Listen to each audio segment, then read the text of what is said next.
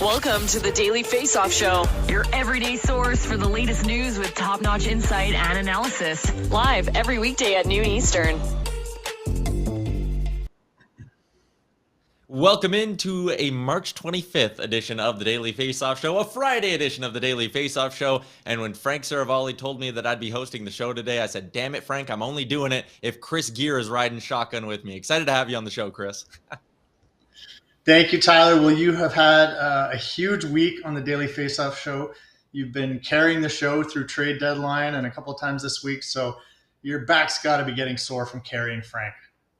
Yeah, and if people didn't get enough of my face for the 4 hours on deadline day, you get another 25 minutes today. So let's throw 2.5 minutes up on the clock and start with the Western Conference playoff picture. And what a busy night it was out west. You had Dallas, Edmonton, Vegas all picking up big wins as they're all, or two of those teams are in the playoff picture. Vegas sitting just on the outside. You had Nashville and Winnipeg losing. LA drops an OT decision to the Chicago Blackhawks, and things are still relatively tight in that playoff picture. And I'll reference something our colleague Jason Gregor put out on Twitter, and it's the records needed for the teams in the hunt to get to 95 points, which he has as the projected cut line for either third in the Pacific or the wild card spots. And as you can see here, you know, teams like LA, Nashville, Edmonton, even Dallas, they basically just need to go 500 to get one of those spots. The road is a lot tougher for teams like Vegas, Vancouver, and Winnipeg. And the team I want to focus on there is Winnipeg, who lost to Ottawa last night. And,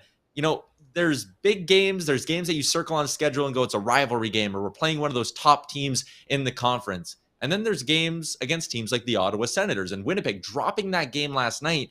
I mean, 2 points is 2 points. And when you lose games to easier spots on the schedule, like the Ottawa Senators, to me, that just kills your playoff chances. Like, I know the Jets are still kind of in the hunt, but if you can't beat teams like Ottawa down the stretch when you should be playing desperate playoff hockey, I just don't know how your fan base can have any confidence in you going forward. When you look at the playoff picture in the West, Chris, what are your thoughts after a busy night? And are you willing to maybe write off teams like Winnipeg and Vancouver? Are you willing to go as far as writing off the Vegas Golden Knights? Yeah, I mean, first of all, Tyler, there's no easy games in the NHL, right? So as much as That's you can fair. look at teams that are at the bottom of the standings, I mean, we've seen the run that Arizona went on recently, getting, 6 or 7 wins in a row. Ottawa's played much better of late. Philly won last night. It's just, you can't take any games for granted in this league. But at the same time, you're right that you have to take advantage of those games. You are the better team. You've got to find a way to get those 2 points. And so for teams like Winnipeg and Vancouver that have to go on pretty extraordinary runs to get in, it's going to take somebody else to fall off. You see, Dallas, Nashville only have to play 500 hockey from here on in. One of those teams is going to have to absolutely, crap the bed for another one of these teams to get in. And it's just too little too late. You look at the Canucks and the horrific start they had this year. That's biting them now. Another thing that's biting them is, not getting any points against Detroit, I think they got 1 point against Buffalo. So, teams, like you said, below them in the standings, haven't been able to capitalize. And, you look at Winnipeg's roster, a team that Frank, it was his preseason pick to win the Cup. We love bringing that up. I know, right? But they just can't seem to put it together on a consistent basis. So those two teams are in trouble. Vegas actually looked really strong last night in their win.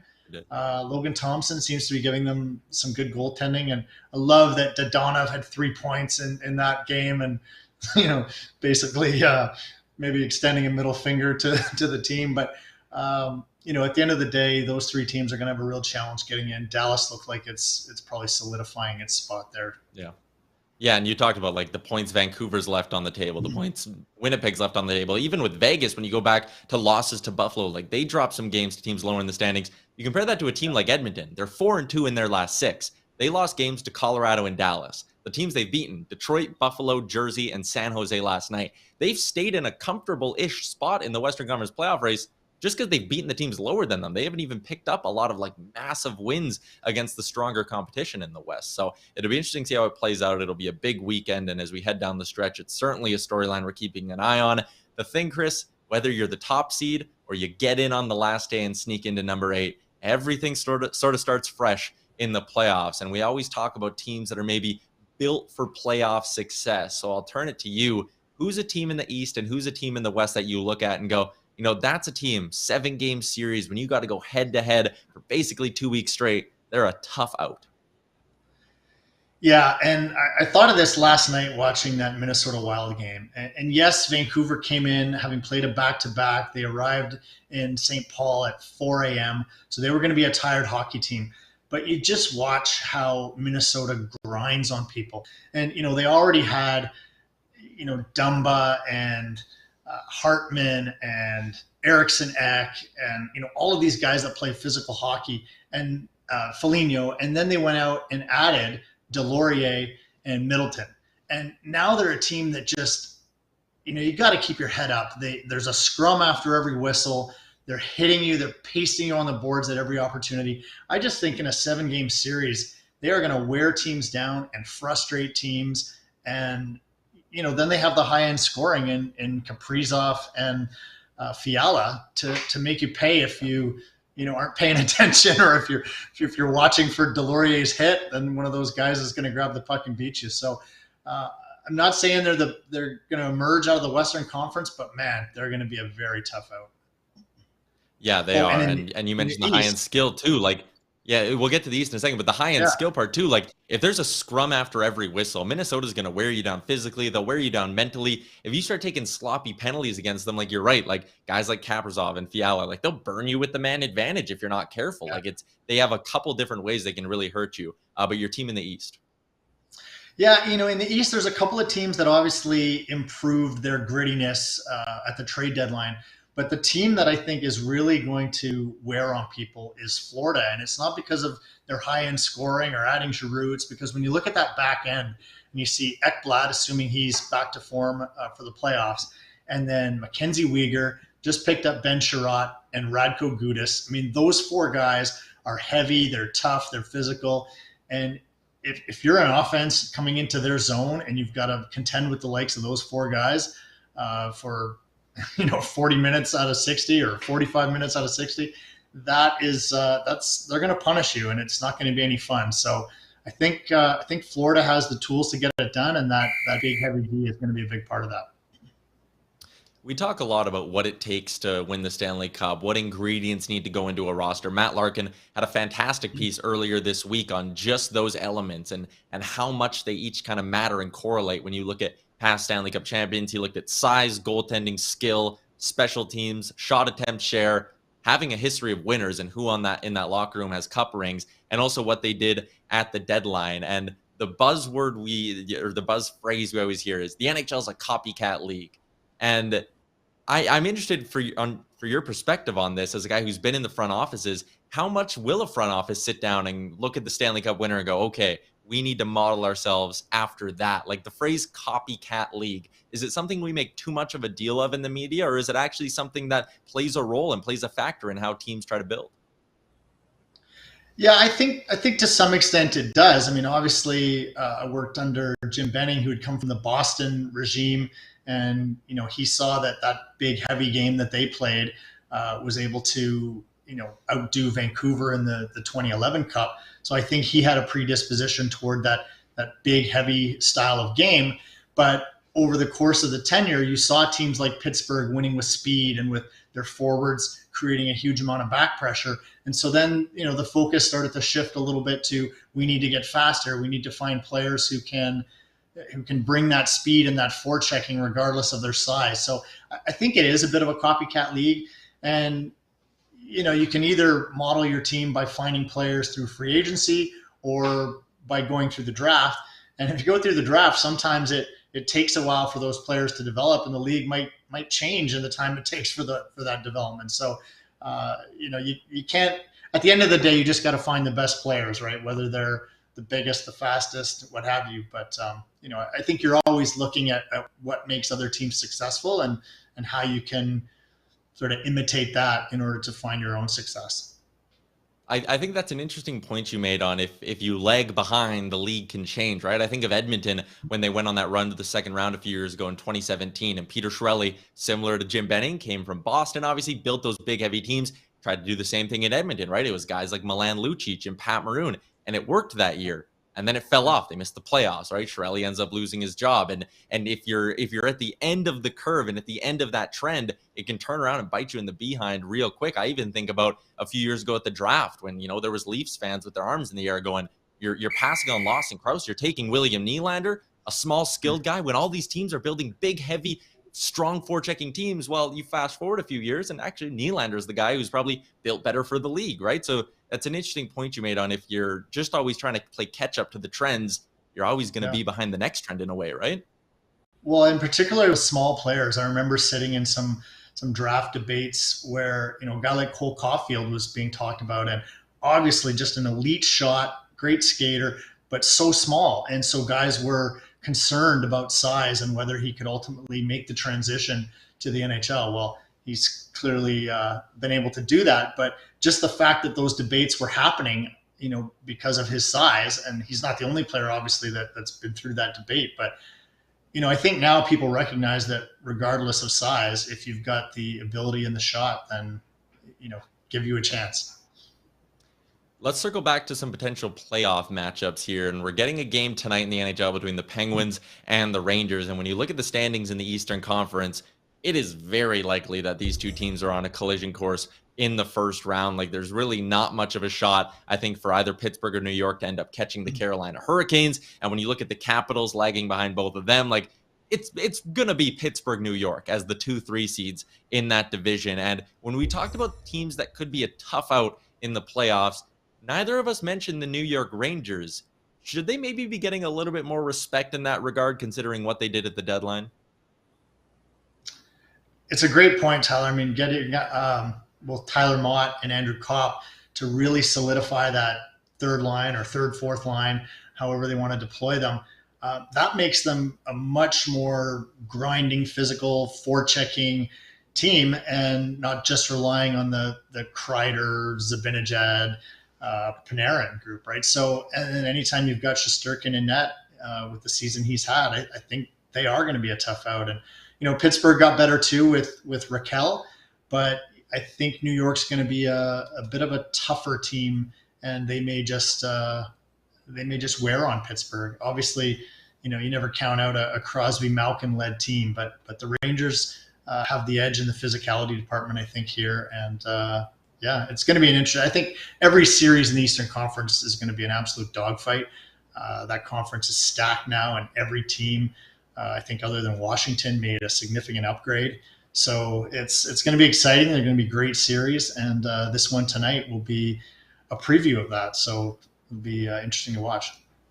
Should be some great Friday night hockey. And the other thing that I find fascinating when you look at these two organizations and the franchises is, Pittsburgh won those rings in, 2017, 2018. The Rangers, they had those Stanley Cup appearances earlier in the 2010s. Pittsburgh has managed to just always stay competitive. They've kept that window that we hear about so much. They've kept it open for so long. The Rangers, on the other hand, they have gone through an entire rebuild and have made it back to being a playoff contender in the time that Pittsburgh just hasn't gone anywhere. So it's really interesting. You look at now the Penguins as a team who, maybe they're getting towards the end of that window with that core starting to age. The Rangers are a team that's up and coming in the Eastern Conference and could be a powerhouse for a number of years. It's interesting to see the paths they've both taken since their Stanley Cup appearances in the 2010s. Yeah, really interesting that two totally different approaches, but they've both been very successful. Pittsburgh finding a way to sort of retool while keeping their big three together, Crosby, Malkin, and Letang. Finding players like Tristan Jarry to come in and solidify goaltending always helps, but they've found a way to bring in other players. The younger players like Gensel have obviously emerged into superstars. And then on the Rangers side, yeah, remember that letter that Jeff Gorton sent to the Rangers fans saying, sorry, but we're tearing it down. And they've come full circle, and through good drafting and good free agent additions, they're right in the mix now, and they could easily win a series this year. So yeah, just interesting philosophies to get to where you want to be, but they've both proven successful. You said good drafting, and that is our cue to get to the next edition of The Next Wave with our friend Chris Peters. Segways.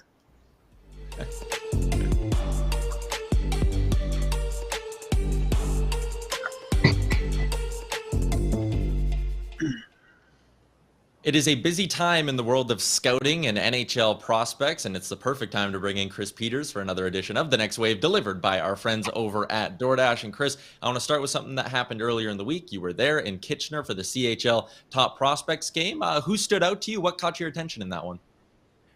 Yeah, it's always great to go to a top prospects game to see, what that class looks like and getting them all on the same ice together. You take the evaluations with a grain of salt, certainly a lot different than when they're playing with their regular teams.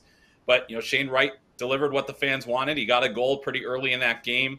Had a decent game. It wasn't his best, but, again, it's a prospect showcase. But it's good to see the top player make an impact on the game the way that he did. Kind of faded down the stretch. Actually, the team that he was on, Team Red, didn't quite have it that night. Just couldn't get things going offensively, and Team White ended up coming out with the win. The guy that really stood out was the MVP, Jagger Firkus, who has really come on strong. Big points this year in the WHL.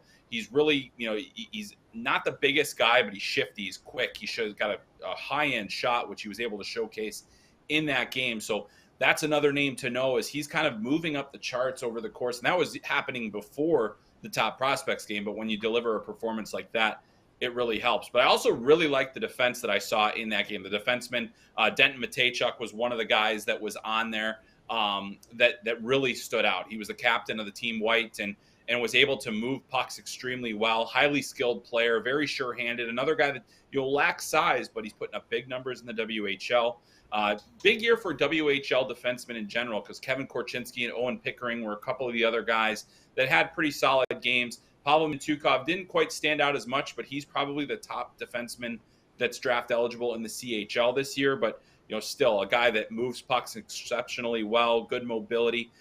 I think overall, the interesting thing is, because of the way that the CHL had their season disrupted last year and at points this season, we're still trying to get a feel for this class. And I think that game really showcased that there isn't a clear cut, order of how things are going to go. We're going to see a lot of Europeans and a lot of Americans go probably earlier than we're going to see OHL and WHL players in this particular draft. But it's going to be interesting to see kind of how that all shakes out as the season progresses, because we still have a long way to go. But either way, getting a top prospects game after not having one last year. I mean, this was my first time in Canada since the last top prospects game. It was so great to be back in your home country there, Tyler and Chris, because this was I missed it, and it's great to be in a rink, especially in Kitchener at the Memorial Auditorium. Quick follow-up. First off, hope you got some all-dressed or ketchup chips in you while you were north of the border. And you mentioned, you take it with a grain of salt. And just how much stock does the scouting community, and even yourself in particular, put into this? And was there maybe more emphasis on this year's just because of how weird the CHL schedule has been over the last 2 years? Yeah, it's one game, but it also happens to be the one game where you're going to have a lot of general managers. You're going to have a lot of the high-level scouts. All the crossover guys are there. Teams are bringing 5 and 6 different people. So this might be the only view that a general manager gets of a player, that a top scout gets of a player. So it matters in that regard. But everybody, the general managers have definitely done a good job of allowing their amateur scouts to do the job that they're supposed to do, and then bring the list to them and be part of that process. Obviously, the general manager signs off in the end, and sometimes a bad performance here or there at the wrong time can impact a player. But I think in general, most people understand what this game is, and it's much more important to see how they perform with their own team. The nice thing about a top prospects game, though, is everybody's on the same ice surface. You get a chance to see how they look with top players. I think that's one of the most important comparisons that happens in that particular event. Chris, let's turn from the CHL to the NCAA. Obviously, the tournament is about to start. Is there anybody you're keeping your eye on in particular? And another question is just, the NCAA is obviously churning out a lot of hockey players. More and more first-round picks are coming from U.S. college hockey. What is it about the U.S. college system that is transforming so much recently that's allowing it to sort of gain a preference over the CHL? Yeah, that's a great question. And just to answer the first part first, I think when we're looking at this tournament, there are so many high-end top prospects, and most of them play for the University of Michigan, and they're the number 1 overall seed in this tournament. We've talked about them all year long. You look at Owen Power, Matty Beniers, Brendan Brisson, Luke Hughes, Kent Johnson, Mackie Samoskevich. These are the guys that are first-round draft picks on this roster alone. You also have, and that's just from the last draft. And then, there's also Johnny Beecher, who's a Boston Bruins first rounder, who's also on the team. But you look at this list, and Matty Beniers and Luke Hughes are top 10 Hobey Baker candidates this year. They've been major impact players. Luke Hughes having one of the best freshman seasons. He's better than Quinn's first season. It's better than Cale Makar's first season. I think it's comparable to Adam Fox's first season in college hockey. So Luke Hughes is way ahead of schedule of where we expect him to be. And meanwhile, Matty Beniers just continues to accelerate. Now you see Owen Power kind of towards the bottom there, but you also have to look at the games played. 30 games played for him. He missed 8 total games for Michigan because of the World Juniors and the Olympics. So that's where, he kind of falls down there. But he had nearly a point per game and was really dominant this season. There's a number of other guys in this tournament as well that I think, we're going to be keeping an eye on. Devin Levi from Northeastern University is actually playing right now as we speak. He is having one of the best collegiate seasons by a goaltender in 20 years. Ryan Miller was the last primary starter to have a save percentage over 950.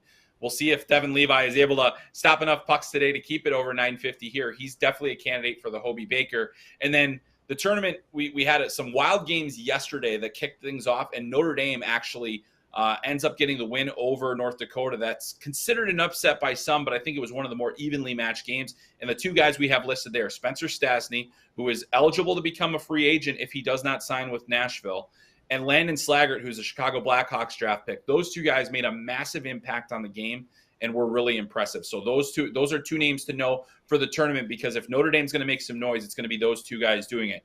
But there's tons of other first-round draft picks in the tournament this year. And just to get to your second question, Chris, the reason that I think we're seeing more and more NCAA players go to the NHL and make a quick impact, it is partially coaching. I think the quality of college hockey is rising in terms of the fact that these players are being challenged on a year-to-year basis. And they're playing, the ages of college players are drastically different than that of junior hockey. There are multiple players in college hockey this year, because of getting that extra year of eligibility due to COVID, that are 25 and 26 years old. So you're playing against men in some of these games here where it mimics more closely a pro style game, because it is physical. There's less room to move. The coaching is exceptional, and teams are able to kind of build themselves up to mimic NHL teams. If you're playing North Dakota or Notre Dame, that's like an NHL roster that you're, in terms of the NHL style game. They play postseason hockey almost all year because they basically only get 40 games to go all out. So, but we're seeing it. It's continuing. I think the trend will happen. And also you have to give credit to the players for making the decision. College hockey is getting more of the top tier prospects than they ever have before. You look at, Jack Eichel coming in and Owen Power and all those guys. They've made the decision to play college hockey, and that has raised the level for everybody else, and it's made it a better product. Fantastic stuff as always, Chris. The next wave delivered by our friends at DoorDash. Promo codes DFODD and DFODDUS get you 25% off and no delivery fees on your first order. It's Friday. Don't cook. Come on, order DoorDash. Chris, the level of college hockey is only going up. The level of this segment is only going up as we get closer to the draft. Appreciate the insight as always, and we'll talk to you next week. Thanks, Chris. Great to be with you guys.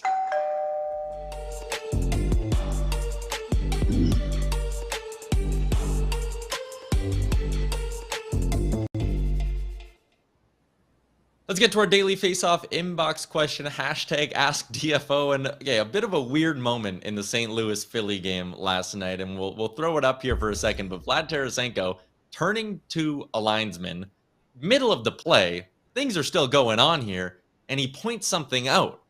The inbox question, Chris, wrong answers only. What was Vlad Tarasenko saying to the linesman? Yeah, I've got two thoughts there. One is he's saying, did you see the hottie in the third row? And the other thought is maybe he's saying, okay, check this out. Right corner, top shelf, nothing but net. I don't mind either of those. I like the idea of the Owen Nolan style, picking his spot here before walking in with the puck. For me, I had a chance I was sitting in the stands at an Oilers game recently, and I had myself a nacho bowl with some steak on it, and it was fantastic. I like to think that, it's late in the game. Vlad Tarasenko, he's lost a lot of calories. He's putting in the effort. He's just pointing out the lines and like, hey, you see that third row bowl of nachos? Are you kidding me? Maybe they're meeting up after the game for all we know, Chris. Love it. Love it. That's probably it right there.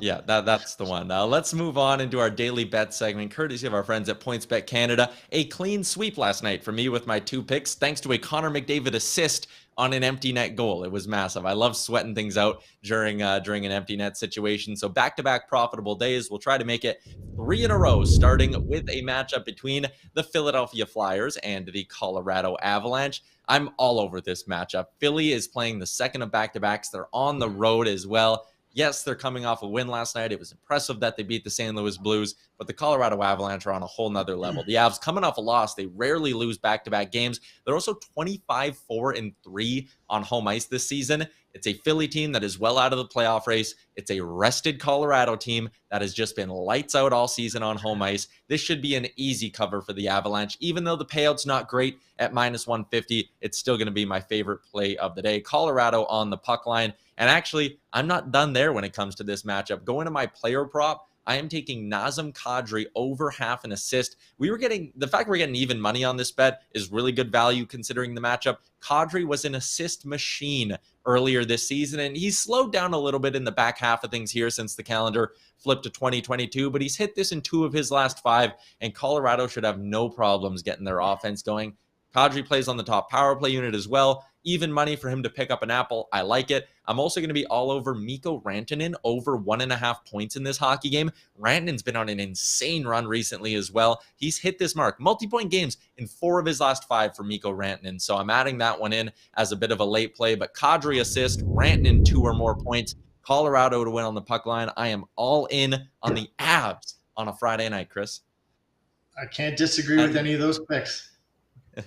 Let's get to garbage time now, and usually I would cede the floor to you, Chris, but I'm taking this one. I like the sound of my own voice on a Friday, and I mentioned I was in the stands out in Edmonton at Rogers Place, and what a moment there was in the game for the Oilers. Happened before the game as well. That's Ben Stelter, an Edmonton boy, 5 years old, battling stage 4 brain cancer.